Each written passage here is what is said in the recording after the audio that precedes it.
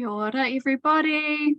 Just wait one more minute as people just join in and get their audio set up. Nice to see some faces on the screen this morning.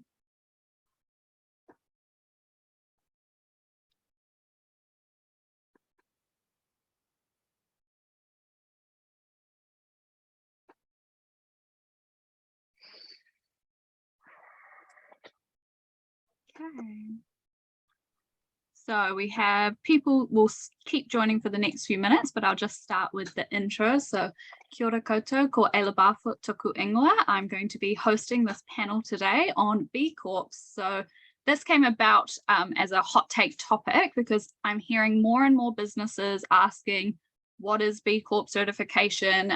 Who's it for? How do I go about getting it? So I thought it was a perfect topic as one of these hot takes. So if you haven't tuned into any of our previous hot takes, we're doing this as a monthly series where I have my ear to the ground with our wonderful network of businesses and hear different ideas and questions that they have. And then I bring together a panel of speakers from our wonderful network to kind of answer your questions, give a bit of a presentation on their experience with these different topics. So some of the past ones we've done is packaging, chemical footprints, nature, financing. And yeah, today we're doing a hot take on to B Corp or not to B Corp. So we have an amazing panel of speakers today who I will hand over to very soon. But to introduce them, we have Qiulae from B Lab, then we have Katherine Dewar from GoodSense and Simon from Karma Drinks. So they're going to be speaking to you today, and then we'll have lots and lots of time for Q&A to answer all your questions, because I know this is a topic that people are learning more about, and there's probably lots to kind of ask these experts about their experiences. So how this runs is each presenter will speak, and then the last sort of 25 minutes we will have time for Q&A. So if they're presenting and you have a burning question, you can pop it in the chat and we'll address it once we get to the Q&A. Otherwise, you're most welcome once we get to that Q&A portion to turn on your microphone, turn on your video and ask with your face on the camera, which would be lovely. Have a bit of a conversation with our presenters. But if you're a bit shy or not in the right space to do that, feel free to do it through the chat function. So look at this. This is great. Everyone joining in. I will pass over to Qiulae to get us started on this whole idea of what is this B Corp certification. Awesome, thanks Ayla. Kia ora everyone, ko Qiulae toku ingoa. My name is Qiulae Wong and I'm the Aotearoa manager for B Lab Australia and Aotearoa New Zealand. I'm just going to do a quick run through really to give you a bit of an overview of what B Corp is for those of you that are less familiar. I think Kath and Simon will have the much more interesting juicy stories having been through the process more recently. So I won't take up too much time, but I do have a few very light slides just to share. So I'll just pull those up on the screen. Cool, you can see those. So B Corp, what is it? It is a certification. The movement started around 16 years ago in the US, and it's really all around redefining success in business. So if we kind of think of what the dominant paradigm of the business world has been for, you know, the last 50, 70 years, it's really been about driving profit. And for many businesses, driving profit at the expense of everything else. And the B Corp movement is really set up to redefine what success looks like in business. And we talk a lot about stakeholder governance. So it's really about encouraging businesses to take into account the needs and the interests of all of their stakeholders in their decision making, not just the interests of shareholders in terms of driving profit and kind of increasing returns for shareholders.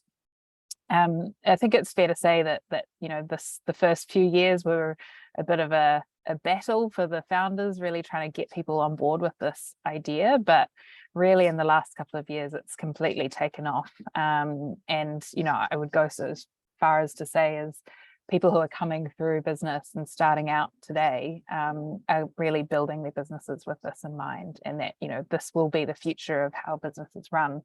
And even if you were to take a completely cynical point of view and kind of saying that profit should be the driver of all business, you know, taking into account environmental considerations and people and you know, your workers' needs is really about what's going to drive profitability for your business as well in the long term. So I think that alignment of purpose and profit is really starting to happen in the business community.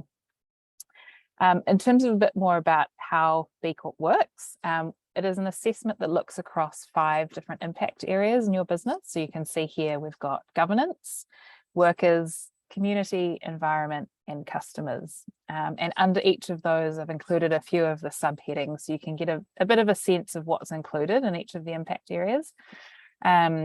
Governance is really about how your business is set up, how it's structured, what your board looks like, how your board considers social and environmental factors in their decision making.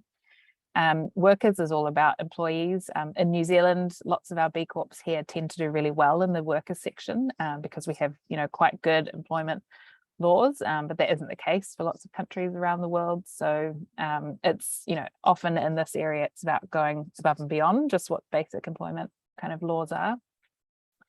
The community section is about how you engage with your community, but also your supply chain. So how you source, how you engage with your suppliers, whether you have an ethical sourcing policy, that kind of thing. Environment is quite straightforward and probably, you know, I think for lots of businesses, when they think about sustainability, they're really thinking about the environment pillar here. But really wanted just to highlight that this is only one of 5 in the B impact assessment. So, you know, equal weight put across all the others. And then lastly, we've got customers. So that is how you engage your customers in your product or service design. And, you know, ideally create products that really deliver some kind of specific social or environmental good for those customers or clients as well.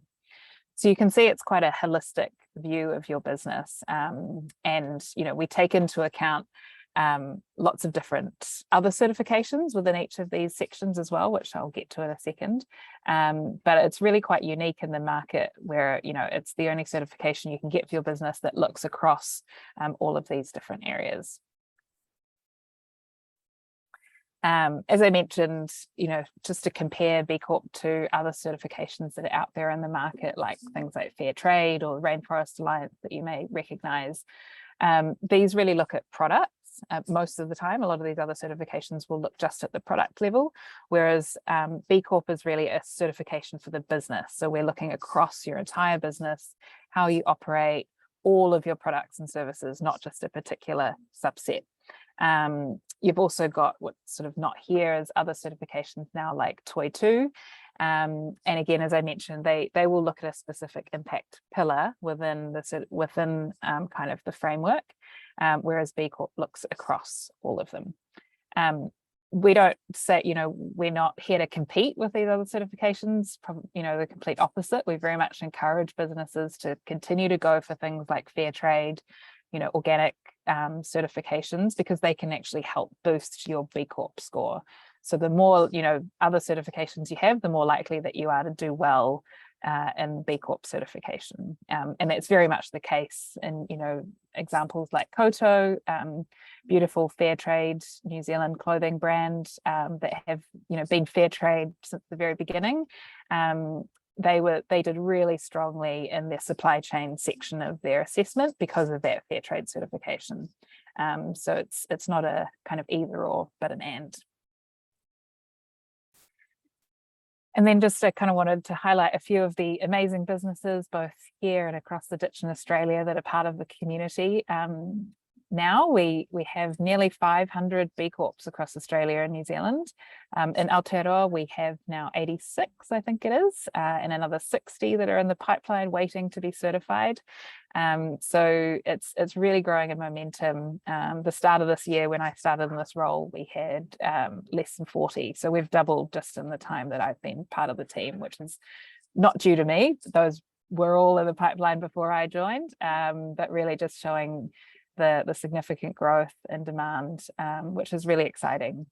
You can also see there we have businesses of all sizes and kinds. So whether you're a consumer-facing business or a B2B business, whether you're small and just starting out or large and publicly listed like Qiulae or Katherine Dewar, the B Corp certification framework can work for you, and it's a slightly different process for different size businesses. And that's really just to make sure that the larger businesses are undergoing enough scrutiny to stand up to the framework. Not to say that it's easy for the smaller ones, as I'm sure Kath and Simon will allude to later. In terms of the process, so the first step is really to go to the B impact assessment, or the BIA as we call it.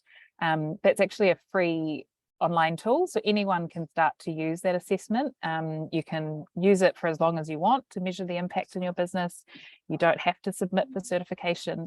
We actually have around 250,000 businesses globally that are using that tool, compared to the 5,000 that are actually certified. So a huge number of businesses use that as a way just to understand impact in their business, to provide a framework for measuring impact.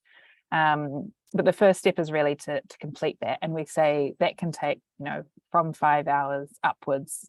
It could take a lot longer if you're kind of needing to pull a lot of the information from places that you don't have already. But I would start with, I would say put aside a half day to go through all the questions in the impact assessment as a starting point, just to get a feel for it and understand the kinds of questions and the kinds of information that you're going to need to pull together. The next step is you might need to do a little bit of work to improve your score. So you need to get to a minimum of 80 points in the BIA in order to get certified. That's out of a total of around 200 points. And even though that doesn't sound like much, it is still quite difficult to get over the 80-point mark. The average score for businesses is around 50 that complete the BIA the first time. So you might need to take a couple of months to implement some new policies, to address some of the practices within your business in order to bump your score up to the 80 points. The next step is then to submit. So there's a kind of a nominal submission fee there, ranging between $250 and $900, depending on the size of your business. And at that point, you enter a queue. And at the moment, the wait times are relatively long. So the actual certification, we call it verification process, can take around 12 months. For some businesses, it even can take up to 18 months if they're a little bit more complex. So my advice would be to get started as soon as you can, and as soon as you hit that 80-point mark, submit your assessment and kind of join the queue, if you like. And once you're in the queue, you can actually still continue to make improvements to your assessment. You can still slightly tweak your assessment so you can gain extra points if you're able to, if you want to. The verification process is, you get assigned an analyst from BLab Global who will then work with you to check through your documentation, and that's where you kind of need to provide evidence to say, to demonstrate that you're doing what you say you're doing. And that can take a bit of back and forth with the analyst at that point. And then hopefully you get to, the finishing point of certifying, which is really exciting. And then lastly, I just wanted to touch on the fact that we really see B Corp as a continuous improvement framework. It's not something that you do once and put on the shelf and forget about. You can see here some of the, Patagonia, one of the most well-known kind of global B Corps, started at 107 when they first certified, and now I think are even higher than 150. They might be in the 170 mark now. But not to be discouraged if you land at 81, 82 points. It's completely normal to be around that score when you first certify. The great thing is you can then join the community, learn from other businesses, and start to uncover all these different opportunities for delivering impact through your business. I think that is one of the most beneficial parts of becoming a B Corp, is really joining that like-minded community of businesses and learning from them and collaborating with them to drive further impact. And then lastly, I just wanted to close on this word kaitiaki, and I think this really aligns in the Aotearoa context of what it means to be a B Corp. This concept of guardianship and being a guardian, of the business that you work for, but also of our planet and our communities. And yeah, I think that is really at the heart of what being a B Corp is all about, being a good kaitiaki, taking care of our planet, taking care of our people for future generations. So I will pass over to Kath, I think, is going to speak next. Cool. Kia ora, and yeah, happy to answer any questions at the end. Kia ora koutou, ka nuiti haere koa ki hui nei tātou. Nā tangata o Pict o Kotorana, ngā tupuna o toko matua, ngā tangata o North Warwickshire, ngā tupuna o toko whaia, no Yorkshire, Engerangi ahau, e noho ahau ki piha ki te waunui Aotearoa ki a Tamaki Makaurau. Ko GoodSense, te ropu, ko Katherine Dewar toko ingoa. Kia ora everyone, good morning. I hail from my dad's side in Scotland, Picts originally, and my mum's side in North Warwickshire. I was raised in Yorkshire and I've lived here in Piha in the beautiful West Waitakere Ranges of Auckland for 26 years. My team is GoodSense and I'd love to welcome, I've spotted Join, Kate gives a wave, and Emma right down there in Arrowtown. Kate's over on the west coast in Waiheke, and our amazing Lou, who is up in the top of the Waitakere Ranges, who's our practice manager and keeps us all in order. And I bring you greetings from the rest of the team, who are right through Aotearoa, and also Noel, who's over in Melbourne, who didn't make it onto that photo. I'm Katherine Dewar, and I'm the founder and managing director of GoodSense. We work to deliver our clients ethical marketing expertise. We've been leading in this space of marketing sustainability since 2010. I belonged to the Sustainable Business Network since 2003 and was delighted to get elected onto the board just I think 6 weeks ago. And we've been a certified B Corp since July this year. We work nationwide, and with team members in Australia, we actually look after a few international clients as well. And we bring together really deep marketing excellence and marketing expertise across the team with proven experience in sustainability to deliver marketing excellence for our clients. And we'll only work with organisations who do right by people and the rest of nature. So we're very happy to have clients on the call and to have B Corps amongst the organisations we work with as well. And we work very collaboratively. So anything like this where we get together and share the good news together is really good for us. In terms of our B Corp journey, I think it was probably originally driven out of a real practical decision and I'm going to talk about the practicalities of it. I'm going to talk about systemically what it meant for us as a business. I'm going to talk a little bit about what it's meant for our team and our clients, I think, and also sort of from a reputation perspective. You know, we're a marketing company, so we'd be remiss not to talk about the brand. And I know that it's what it can mean for our reputation is important for a lot of us. So for each of those areas, I'm going to talk a little bit about what we were hoping for and what we're seeing in terms of results or what we experienced. So from a practical perspective, it was kind of the obvious fit for us. We wanted a tangible way to know how, as a business, GoodSense was tracking as a business that does sustainability ourselves. So we spent a lot of time working with our clients on their sustainability and how they can tell those stories. And you know, since I'd founded the business, I guess we're a clean slate brand. So you know, we always tried to do the right thing. We've never had offices, so things like our carbon footprint are really low. But we really wanted to benchmark that. And I'd clocked B Corp probably 3 to 5 years ago now, when it was relatively early and really only doing much in the States, and identified as being the best fit for us as a business-to-business service provider.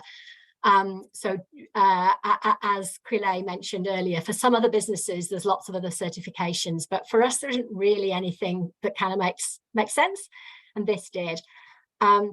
And so we wanted something that was holistic and would be a good fit, and it definitely gave us that holistic approach. I'd had a quick look at that business impact assessment probably about 3 years ago, and then gone and hid for a while, which was a mistake, because by the time I summoned up the courage to like work with Joe and we made the decision we were going to do it, of course there was this global pandemic thing, so it kind of went onto the back burner for a little while. But we then asked one of our team members to look back at the business impact assessment with me, and they took a much more detailed oriented approach to what actually we had in place and what we needed. And so we kind of used that as a, how are we tracking? And then we did all the hard yards to pull everything together. And then we submitted, and then we kept on working, partly because the process had asked new things of us as we went through, and partly because we were really trying to, you know, to make sure that we were going to be across the 80 with a bit of a comfort zone, because your points kind of respond to how you're assessed. So it's not just a self-score, you really do get that assessment. So in total, I think from we first submitted, it was about an 18-month, you know, from when we first kind of did the BIA, it was about an 18-month process of working on it, and then about 9 months of working through the assessment. We did get advice. We made it a project with a team member allocated to it. And then we really prioritized it from a management point of view. So every month it was on our agenda. And if we felt at any stage we weren't tracking well, we actually then met weekly until we got back on track. So it was as hard work as you've heard, but also it was very doable, you know, like it was a system and a structure that we could work through. And of course, now there's the wonderful Qiulae here to kind of help people get started. And I think all the front end information is probably more accessible than it was when we first started dealing with it as well, which is good. From a sort of a systems perspective, well, I guess, you know, quite a few of you who've heard me speak at things or in the media know that we're very passionate about third-party certification and the role that that can play in marketing. So there was very much a sense that we wanted to be walking our talk in terms of having a gold standard certification applied to our business, and have that critical third-party assessment that's not, you know, clients just don't have to take our word for it that we're good. They can actually trust that we do. And it was, we kind of knew it was going to be difficult, and it was. Partly, I think that's because when you bring any two organizations together, you've got different like terminology and language and logic. And so there was a degree of just kind of getting familiar with that, which I think, and kind of navigating that, and to really understand what the criteria meant and the different stages as you moved through. And so in terms of what it did for us, it meant partly it was about pulling together documents we already had. Partly it was about documenting things that we just did. And partly it was about operationalizing into our business practice and also into our reporting and our repeated business processes, the things that it was required of us across those 5 areas that Qiulae identified at the beginning. So there was a real mix of not just the process and the system of going through it, but now how we put that in place. And Lou's working right now on some of the things in our annual cycle that we need to do to make sure that we're improving as well as keeping delivering at that level that we were at our certification and beyond. So I think Lou and Joe, my business partner, and I thought when we started that it would kind of be a GoodSense head office thing that we would do for the team. And one of the real learnings as we went through it, as the opportunity it gave us to really engage the team in ways that we haven't necessarily thought. So one example is that we all work across a network of home offices. So we work with the team to create an approach for footprinting everybody's home office from an energy and carbon point of view. And that's something we can continue to deepen as we go on each time. And so some of these things were things that we didn't, I mean, you have choice about how you want to apply, but some of these things we chose to do and deepen our own practice, inspired, I guess, by it. And also there were some things around stuff that, you know, from a marketing perspective, and you kind of think we would sort of do for granted, but we probably weren't as systemized as we could be. Like, for example, keeping track of client feedback. So we kind of do it and go, yeah, that project was great, but we weren't necessarily pulling all those things together in an overall annual reporting kind of framework. So it's really improved some of our discipline and structures around our governance of some of that service, and also some of the stuff from a team and HR point of view, which has been really helpful at this stage of our growth. Thanks, Lou, for all the forms forever. And I think lastly, oh yeah, and I should actually say that has been a real difference. Like generally, there was a big part, I guess, as the founder, where I'd driven a lot of how we do things, and now it's driven a lot more across the team, and particularly by Lou in terms of this is what we need to be doing. So that shared ownership internally has been a real win for us. And I guess lastly, in terms of the reputation, well, you know, we're now officially good at GoodSense. So clients don't have to take our word for it anymore. It's kind of certified, which is great. And I think the sort of early stage reputational impacts have even been better than we hoped they might be. I was down in Wellington for business and just put a shout out to our sort of friends and whānau down in Te Whanganui-Tara, and loads of people came out just to celebrate and to learn more and to tautoko us doing it. The international connections are already proving really interesting, and I haven't even begun to sort of scratch the surface of that. So we're instantly connected to a network of like-minded businesses right around the world. And the local network welcome has been fabulous. So just really want to acknowledge and thank Qiulae and the other B Corps here in Aotearoa who've been, you know, very welcoming, and there's, you know, lots of opportunity. There's also, I kind of think, a little bit of probably when you're immersed in a process, you lose track a little bit of how it's seen externally. But I've been really pleased with, I guess, the kind of prestige associated with it. Is that a bit of a wacky, oh, why? A bit of an accessory, but there is, because it's hard, right? And it's really nice to be recognized for doing something hard. I think often in our industry, you know, there's quite a lot of flightiness in marketing and advertising, and it's perhaps seen as a bit of a fluff sector. So to be able to bring the world best practice standard in certification for how we operate as a business, how we respect and honor and foster nature, and how we are with other humans is a really great thing to have. And we're really looking forward to getting from we're just a smidge above 90, and so there's a lot to shoot for, and we're looking forward to the process of doing that. Thank you for your time. I'm going to pass over to Simon. Unmute. Hi everyone. Thank you very much, Kath. I think I represent a group of people who are in New Zealand, some of whom you know, one of whom is, I think, a founding director of the SBN, Chris Morrison, who, along with his brother and I, founded the company All Good about 14 years ago now. And some of you will have seen our products. We've been importing and selling fair trade bananas for just over 12 years. And in 2010, we sold our first ever bottle of Karma Cola, which was our attempt to sort of balance something that we thought no other consumer good was really addressing. Now, I'm just going to share with you a few pictures, if I may. Let's find them. There we go. Can everyone see that? And these are the drinks these are some of the drinks we make now. These are the sort of hero products, the one that I've mentioned, Karma Cola and others. And the thing they have in common is that they all represent our values as a company and endeavor to do something better than we've seen other people in our category do, at least when we started. There are a lot more people trying to do this now in our context, but there was a glaring kind of gap in the market international around things that are pretty much a non-essential commodity.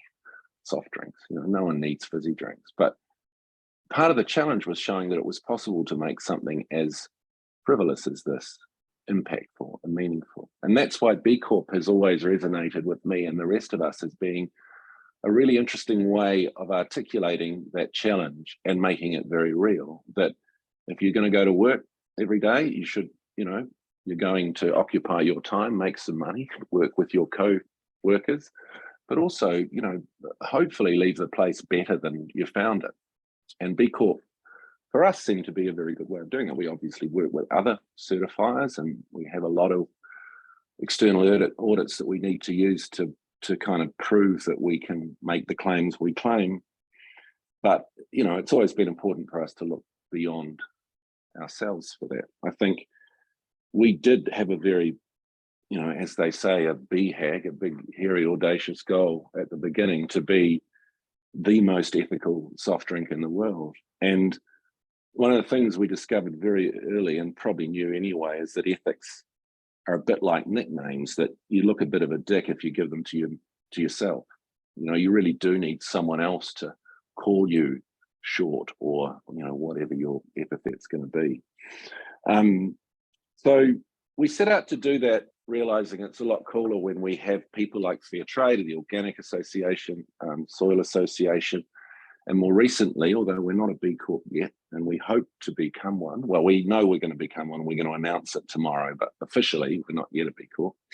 But we have been doing the mahi to get there, and it's been quite a journey. I wanted to play a little game, which was what's wrong with this picture. Kath will recognize some of these since she's spoken very loudly about some of these claims that have been made by companies that we find ourselves jostling with in the marketplace. And they are all the sort of stupidity of our endeavors is that we've not taken on any small companies. They've all been like the banana business or soft drinks, relatively large corporates. And more recently, something that I couldn't not kind of let lie was the claims that this company made about, sponsoring COP, which could be fantastic if someone that is the largest polluter in the world is able to change their ways to become, responsible for not polluting. That's a massive change and a really good thing. But I find it hard to believe that will happen. And that's why we need these third-party audits, or whatever we call them, to keep us honest. A friend of mine 20 minutes ago sent me this. He's sitting in a conference at the moment being preached to, a bit like I'm preaching to the converted here, but to a different type of converted at a conference somewhere in Christchurch, about this company's sustainability journey. And again, I'd like to be able to believe that this is a positive thing, that it is measurably better for the planet for a company like this to exist in it and be doing good work. But I'm finding it really hard to believe, because I've just been through this process with our team of auditing ourselves, and I can see we've got a long way to go. And we don't make any plastic packaging. We don't, there's a lot of things we do because we know we can't do it and live up to our values. And I guess that's the point of it. If you're going to wear your values on your label like this, you've got to make sure that they don't peel off with the label, that they're, robust enough, and that someone else is making sure that you're being authentic, because it's kind of easy to find wiggle room if you're making those claims and measuring yourself. We began sourcing products with this really strong idea that they would be, and that's why we called ourselves All Good in the beginning, and still do, one of our companies, that they would be good for producers. And we're very much following the fair trade licensing model, where we're trying to make sure that there's a minimum price for farmers, that we're being able to monitor all the inputs from the agricultural perspective and packaging, all the inputs that create the product from the materials we're transforming to make them, and have the lightest carbon footprint we can, be the best we can at that. Now, it's a challenge, as you all know. These things don't just happen, and we have to advocate with our suppliers to make them happen, because we're not taking a large amount of material, say, from our packaging suppliers. The only way we can make them supply us with better material is to lobby for it. We're just not buying enough of it to be transformative, but we can show that it's ultimately better for our customers and therefore for them. And that's a big part of what we do, is the sort of activism of being in business and being an example. Anyway, we sold our first bottle of Karma Cola about 10 years ago. And I think in that time we've learned it's really important that our values, in fact, they define us not just because it's why we're doing the work. They help us choose partners with the same values. And, I think pretty much every example of a kind of external relationship we've had, or the benefit of, engaging customers and consumers, has been because they share those values. And the challenge for us in the B Corp assessment was making sure that, the things that helped us found the company and made us, want to get up in the morning and go to work can be marked by the B Corp areas of focus, those 5 areas in the B Corp impact assessment, and that we were able to use evidence that we have and activity that we're already involved in. And, I kind of thought of the process more as a warrant of fitness for us, that we needed to have another way that was becoming more culturally relevant, which is really important to me, because if our brand doesn't mean something now, it's not much help to anyone, and it doesn't get the attention we can only get through earning attention. We can't really afford to spend a lot of money on advertising. And so, over the time that we've been involved and watched our heroes, like Yvonne Chouinard at Patagonia, drive that company in a direction that just seems so fantastic, because, the amount of material they transform is phenomenal. And they sell at a premium, which is also very enviable. And they have a tribe of willing customers who are very proud to use and buy their products. I think I've seen more T-shirts with Patagonia on in the last few years, worn by people that I know, are doing it to signal their virtue. And I like that. I actually think, although, it might seem superficial, it's incredibly important, because it shows solidarity in an area that, it's campaigning as commerce, and it's not an easy thing to do. Anyway, one of the things I've learned is that those values don't create value unless they're part of your accounting. And this B Corp assessment has been another way for us to sort of reverse into our methodology and understand where we can improve. And I thought of it as a framework for us fixing a few things that I thought were possibly not going as well as they could. And I'll show you at the end where we learned from that. But, there are gaps in the way we operate as a business, the culture we're trying to encourage, and the kind of engagement we're endeavoring to have with our producers, with our workers, whether they be directly employed by us or people who produce for us, and with our consumers at both ends of the supply chain. Anyway, our values are pretty simple. We think that there's no point in turning up to work unless you're going to look after the people you're working for and your families and everyone else around. So fair trade's always been our kind of measure of that there's a social responsibility for us in the world. And in the areas that we operate in, we tend to be purchasing product from regions that aren't well developed economically. We buy ginger from Sri Lanka. We've been buying sugar from Paraguay and from India. We've been buying cola specifically from Sierra Leone, where these children are from, who benefit from the sale of all those drinks. So bound up into the idea of karma that's in our name, and the idea that we are, if we give that back, we'll get it back, is our brand. So if we can't stand by that and show with, clear authority and measurement that we're doing something, we don't really deserve to be making those claims. So we've gone to great lengths to show that. And I think if you take care of people, the environment they live in is taken care of as well. And that sort of respect we've seen with perhaps our banana farmers in Ecuador, that because, they too need to live amongst the areas that they farm in, and because they're now probably getting a little bit more and owning the land they're working on and have more control of their destiny, they're making some really serious decisions about the inputs into the land. And the fair trade license dictates that they only use certain inputs, organic fertilizer rather than chemicals. And they've made a big change to the way the health of their own communities prospers, because they use much more sustainable horticultural practices because of that methodology. Again, that's something that's amplified when you kind of use the lens of B Corp to look at it and go, well, across our whole supply chain, where do we have opportunities to improve those sorts of that sort of responsibility for materials and resources. So alongside humanity is this idea of environmental impact.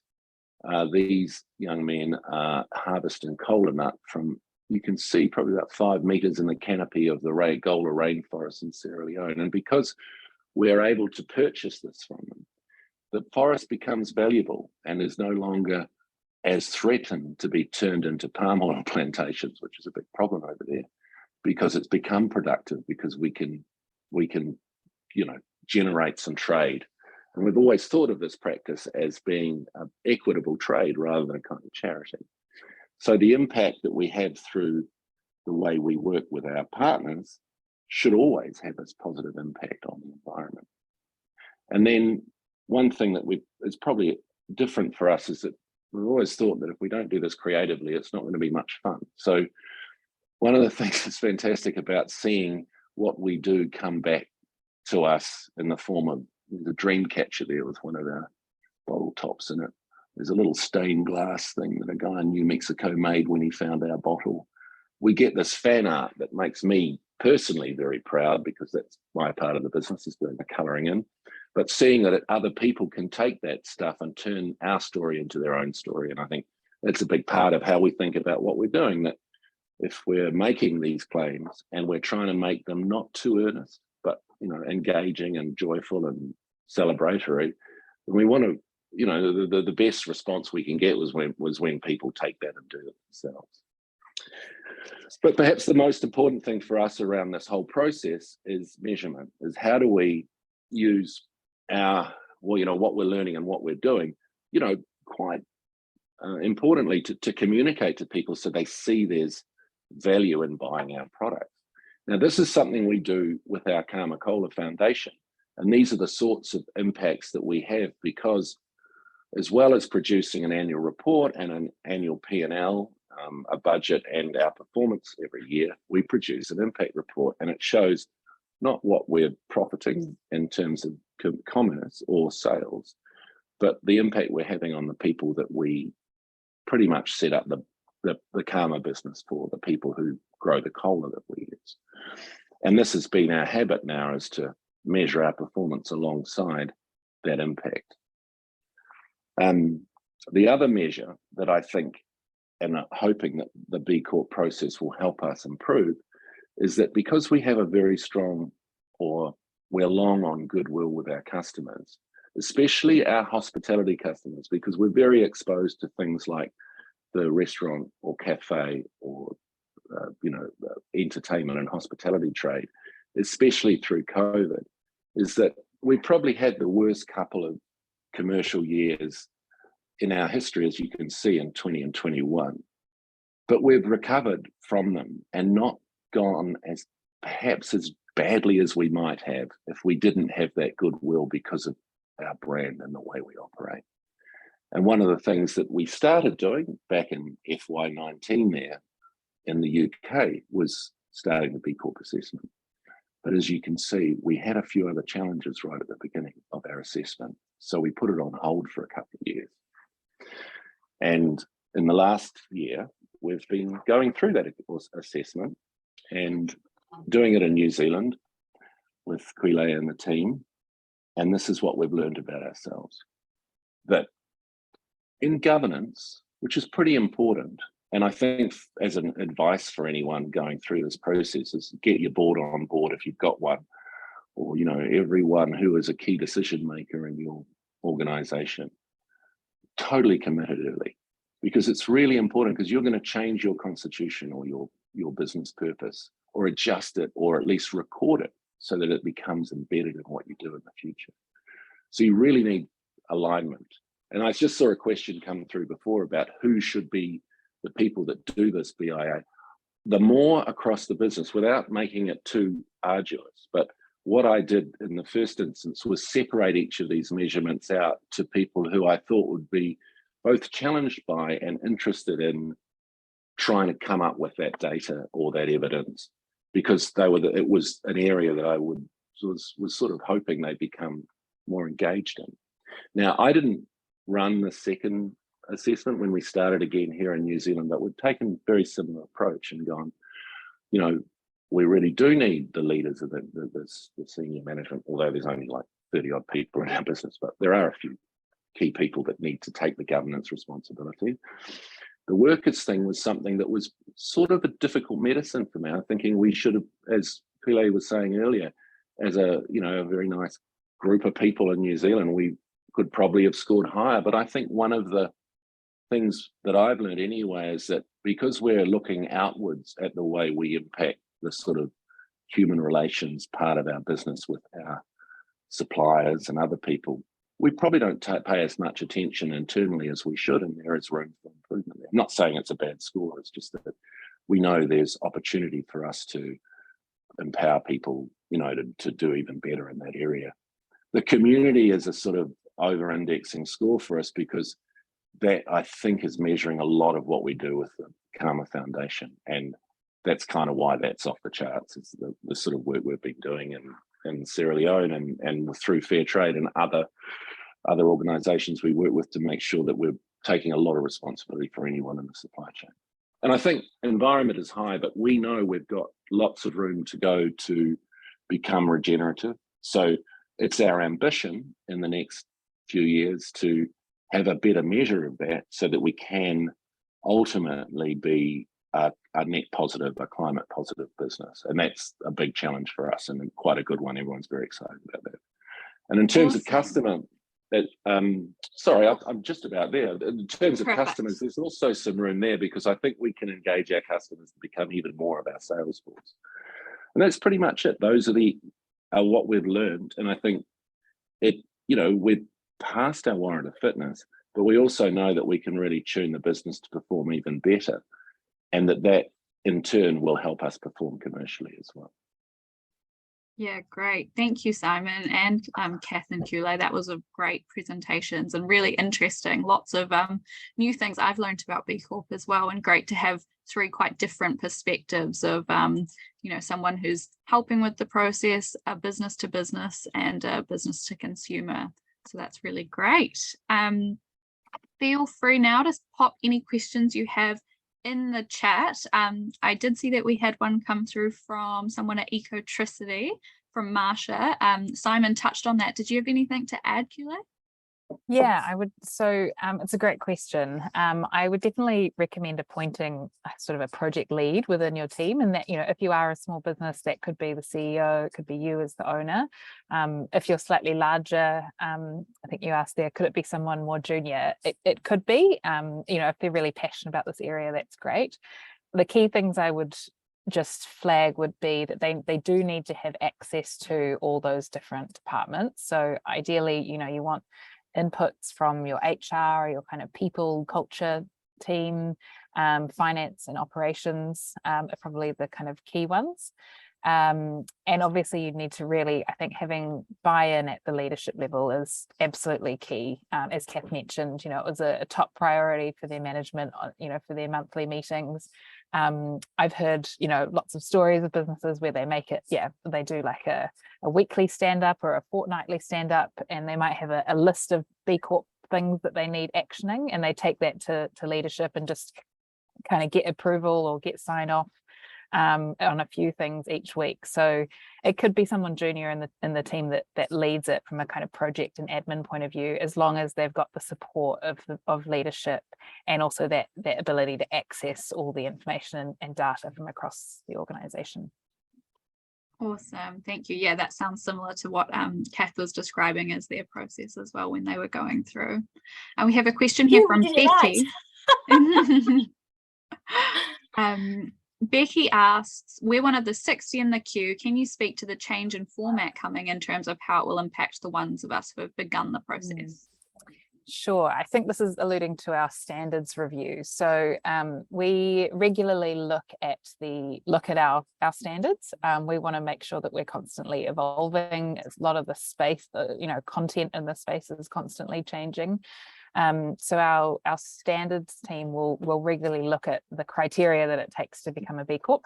And at the moment, we're undergoing a pretty significant review. Potentially, very, very potentially, we may do away with the 80-point minimum and move to a minimum requirement across 10 really key areas. That's open for public consultation at the moment. So if it's something that you are interested in, I'd really recommend you have a look at our website and engage on that. You can submit feedback via a survey. For businesses that are already B Corps or in the process at the moment, this, the earliest that this will start to be implemented is 2024. And even then it will be a staged approach. So if you're, currently a B Corp or you're currently going through the process, you'll stick with the current assessment and the current criteria for some time. It might be that, at your next recertification, businesses have to recertify every 3 years, but it might be at the next recertification that you then you apply the new standards. So it won't be a kind of a sudden, upheaval. The rug won't be pulled out from under your feet or anything. So not to worry about that. Great, and I can include any of those links in the follow-up email as well, so you guys can have a look at that. We have a question from Raphael. Oh no, just a comment saying, congrats Simon on the ambition to be climate positive, very inspiring. And a Thanks, question Raphael. from Robert saying, does it make sense for new companies, i.e. startups, to be designed from the ground up to be B Corp, and is there specific support available for such an approach? Yeah, I can jump in again, but others feel free to answer. So Sharesies is a good example of this. They did the B Corp assessment when they were just 10 people and just starting out, and they embedded this framework into the way that they operated as a business. They've now got over 200 staff and they're going through their recertification 3 years later. And, I think they have said that it's definitely made it a lot easier to grow with this framework embedded rather than trying to retrofit it, when they've got 200, 250 people. So if it's something that you can do as a small business, completely bearing in mind, appreciate that it does take up a lot of time and resources and, I'm sure stretched as it is, but yeah, if you can embed it, I think it's beneficial. And I think it's worth recognizing that it's a pretty robust framework. I did my best to sort of try and unpick the algorithm by taking all of those scores out of the B Corp assessment thing online and making my own spreadsheet. And it was a bit of a pain, but it was a really interesting way to try and understand how to score high. And you think that process is a really good way of thinking about the way you're integrated internally too. I also think back to that question of who should fill it in, I think trying to align that idea of performance and profitability against this the sort of purpose measurement is pretty critical, because that sort of integration is the only way we're going to make this sort of stuff work well. Did you have anything to add to that, Kat?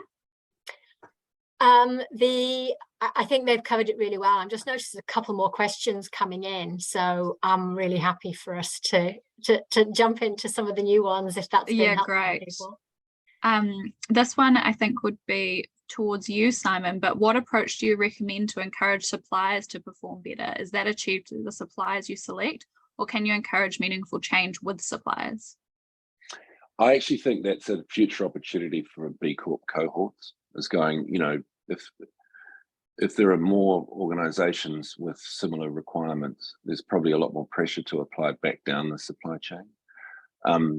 We do work very closely with Allgood, that's not been certified yet, but we hope to, on packaging with Tetra Pak, and we have calls with them every couple of weeks to find out how their material science is developing, because we know we need them to be helping us do a better job of having a full 360-degree recycling process. And we believe they're the best we can use at the moment for the purpose. Better than plastic, better than other materials, but they're not perfect. So that idea of engagement and the idea of B Corp being a continuing, continuous improvement model is pretty critical for those supplier relationship conversations too, because I think there's a sort of anxiety that, it's very hard to do this stuff, especially if you've got an enormous plant making literally thousands of aluminium cans a second. How do you turn that massive oil tanker around? You kind of need to show little successes where consumers are buying and hopefully, valuing it into the purchase price. So all of these things help that conversation. There's no silver bullet though, and I think that's the real challenge, is that there's a lot of balancing to do. Yeah, great. We have one here about is there a more specific B Corp questionnaire for New Zealand, because they got stuck on the bit requiring medical insurance for your employees? Yeah, no, so there's only one questionnaire for all businesses, but to just also answer the question around weighting, the assessment that you get depends on the size of your business and the sector that you're in. So if you're for example, a services based business like Kath's, you would have a slightly different questionnaire than what Simon would have as a manufacturing business, and that's to take into account obviously the different processes and things that happen. Therefore the points get allocated slightly differently for those different kinds of businesses as well. In terms of the New Zealand specific type of questions, I think, so that question around medical insurance, there should be an option to select that this is kind of government mandated or that it's covered. So I think, you know, there's one question where you automatically get points because of our ACC system, or because of our kind of minimum wage. You know, we have employment laws that cover that, and so it's a bit of a, you know, you kind of just easily get those points because you have to do it as a New Zealand business. But if, yeah, I mean, I'll put my email in and in the chat, and if you want to reach out about the specific question, I'm happy to help you on that.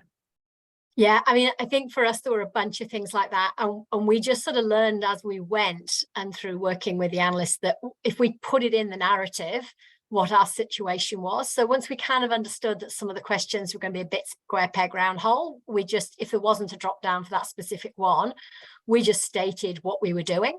Because I think, you know, it's although for the first phases it did to us at least feel quite like an online system. Once you get to the point where you got an analyst, and there was a lot of to and fro, and sometimes that took a while because obviously we weren't their only assessment at the time, and there was some time zone stuff too.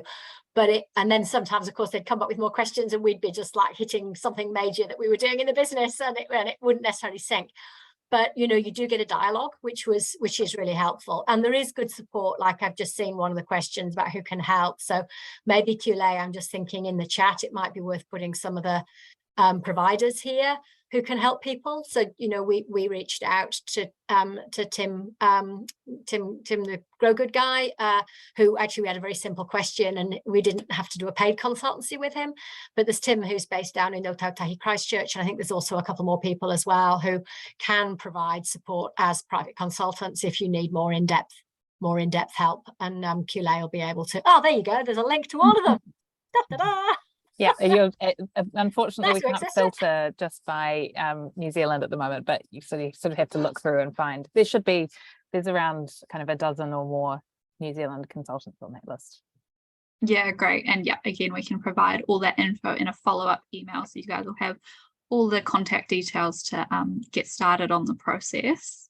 And we probably just have time for one more question, and I did see here one from Joe from Les Mills International, who's asking what examples do you have of international organizations with many layers across multiple markets going through the B Corp process? Oh, is that the one you answered in the chat there? That in the chat. I just want to say I don't think not-for-profits can apply. I do understand, from my understanding, it is for businesses only, because there's a question in here about particular company structure. I'm not aware of any energy generator or retailer reaching them yet. We use Ecotricity. So, and the verification queue, hiring new analysts, Qiulae, that's probably one for you. Yes, they are hiring new analysts. The challenge that they're facing is training the analysts while also trying to keep up with all of the certification demands. So they've got, obviously, the very experienced people at B Lab Global are pulled in a million directions, trying to certify and train and recruit all at the same time.